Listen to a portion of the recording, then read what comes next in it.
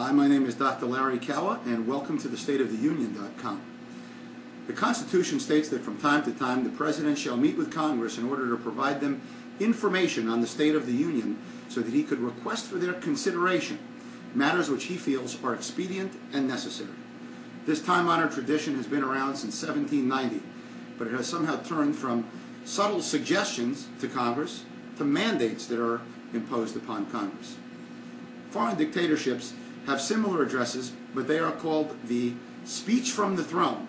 And more it appears that our State of the Union address is leaning towards that model of a speech from the throne, as evidenced by the fact that in recent years this president has lambasted publicly our 9 respected Supreme Court justices, the ultimate defenders of the Constitution. He's also told the American public that the Stimulus Act has 0 earmarks in it, when in fact the fact checkers have determined it has over 9,000. This president would have you believe his version of reality, but I'm here because I want to explain to you what I feel is a more realistic version of the truth.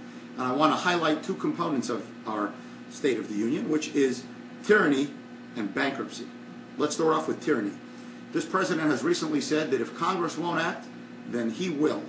The translation of that is that if Congress is not going to agree with him, he's just going to go ahead and agree with himself and make or change laws at his discretion, and no one's going to stop him because he's an imperial president with a bully pulpit at his side. He has said that his weapons are the pen and the phone. I think he meant the pen and the throne. Let me remind you that Article 1 of the Constitution says that our elected officials in Congress are the sole body that can make or change laws. Article 2 charges the president with the affirmative duty to enforce those existing laws, whether he agrees with them or not. The Constitution doesn't mention executive orders or executive powers. However, executive orders are really there for one reason and one reason alone, and that is to enforce the already existing laws, not to change them, make them, or cancel them. Let's remember that our president is not a lawmaker, he is the law enforcer. There have been 15 illegal waivers of Obamacare since July 2nd.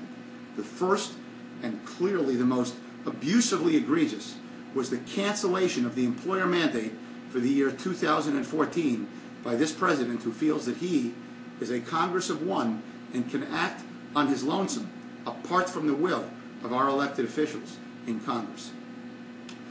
The reason that he chose to do this, according to him, was because large employers, those who have 50 or more employees, the millionaires and billionaires, they needed transition relief, although none of them asked for it. So he chose to give them what he called transition relief and waive the employer mandate or cancel the law for the year 2014. However, in the same breath, he obstinately denied that same luxury to the average working American in the middle class with calloused hands, and said that they are not entitled to that same transition relief because they are doing fine, but the large employers, they needed help. He's guilty of doing what the Democrats have blamed the Republicans for decades in the past, which is he has given tax breaks to the wealthy on the backs of the middle class. I feel that he crossed the red line and that I had had enough, and with the help of Judicial Watch, I decided to file a case in federal court. I served lawsuits to the IRS, the Commissioner of the IRS, Daniel Werfel, the Department of the Treasury, and the Secretary of the Department of the Treasury.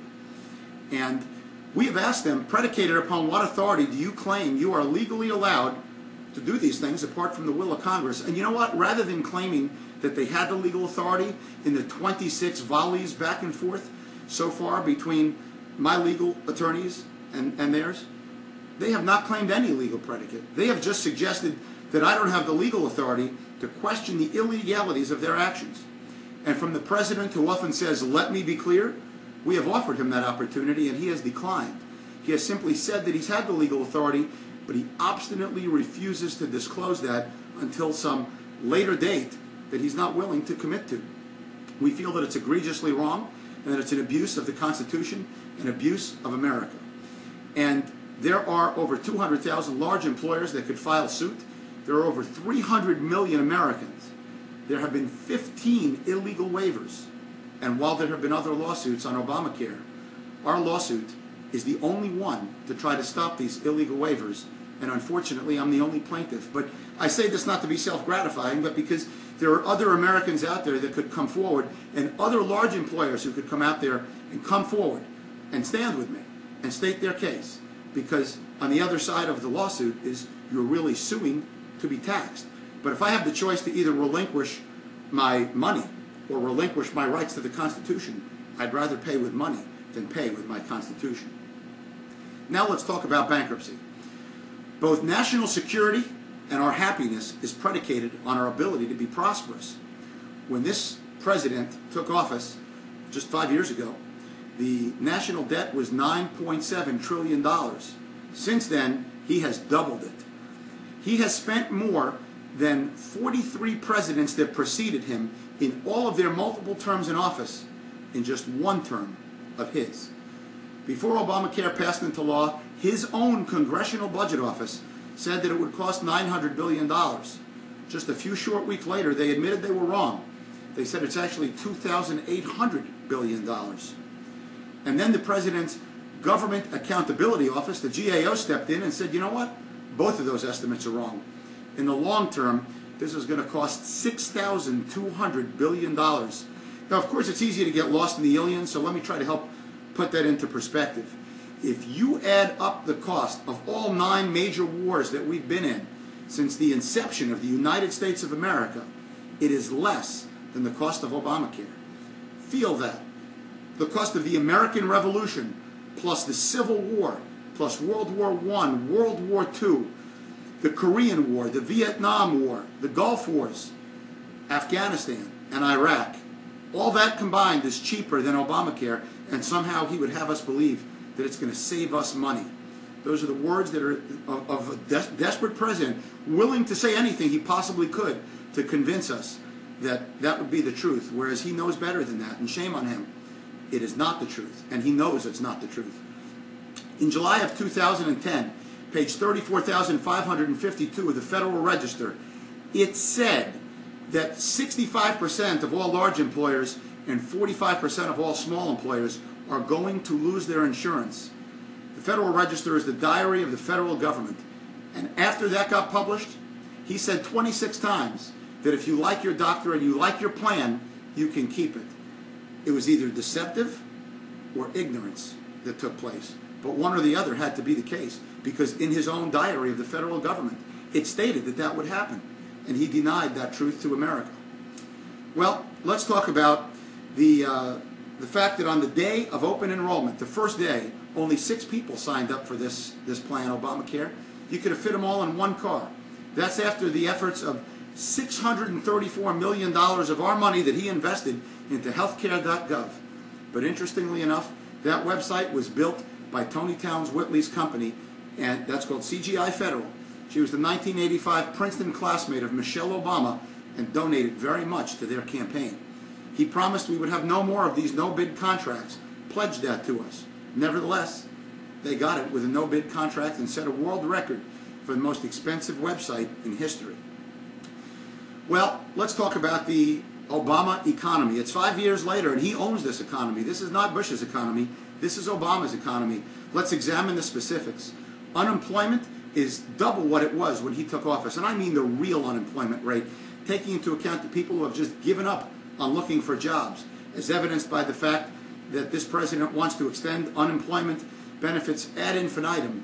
It just shows us that there are millions of people out there who have given up on looking for jobs. Let's also look at the fact that 50% more Americans are on food stamps now than when he took office. The number of Americans on food stamps have gone up from 32 to 48 million people. And while 1 out of 6 Americans lives in poverty more than when he took office, he still takes vacations that cost the taxpayer north of $100 million. In these 4 short years, he has outspent the presidents in 233 years of the history of the United States of America. You know, they've said that while Reaganomics is a way of building a billion-dollar business out of your parents' garage, Obamanomics is a way of learning to live out of your parents' garage. An interesting dichotomy.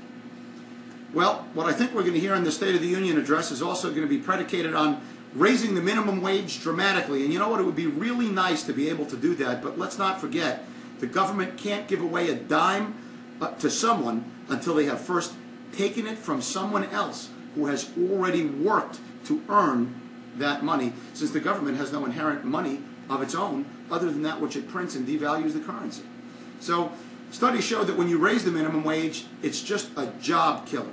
So you're going to hear about raising the minimum wage, and the purpose of it is simply for one reason alone.